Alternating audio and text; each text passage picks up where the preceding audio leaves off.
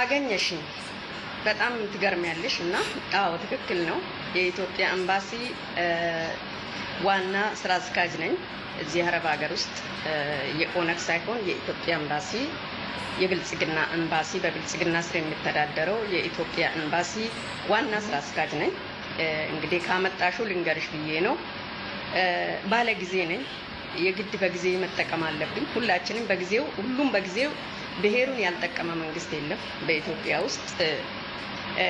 ከኃይለ ሥላሴ ዘመን እስከ ኢህአዴግ ዘመን የመንግስቱ ኃይለ ማርያምን ዘመን ከውስጥ አውጥቼ መንግስቱ ኃይለ ማርያም የኢትዮጵያን ብሔር ብሔረሰብ ሁሉንም ትግሬ፣ አማራ፣ ጉራጌ ሳይል ሁሉንም ያው በትምህርት ደረጃው እዛ ቦታ ለስራው ቦታ የሚመጥነውን ብሔሩን ሳይጠይቅ ያሰራ ነበር። በአሁኑ ሰዓት ግን ልክ ከኢህአዴግ የተማርነው ነገር ነው። ኢህአዴግም በኢህአዴግም ዘመን በብዛት የኢትዮጵያ ኤምባሲ እኔ አረብ ሀገር ውስጥ ነበርኩኝና በኢትዮጵያ ኤምባሲ ውስጥ ዋና ኃላፊ ሆኖ ቁልፍ ቦታ ያሉት ትግርኛ ተናጋሪ ናቸው። የሚካድ ነገር አይደለም። በኃይለ ሥላሴም ዘመን እንደዛው ነው። በአጼ ምኒልክና በመንግስቱ ኃይለ ማርያም ብቻ ነው። አጼ ምኒልክ እውነት ነው በብዛት ከኦሮሞ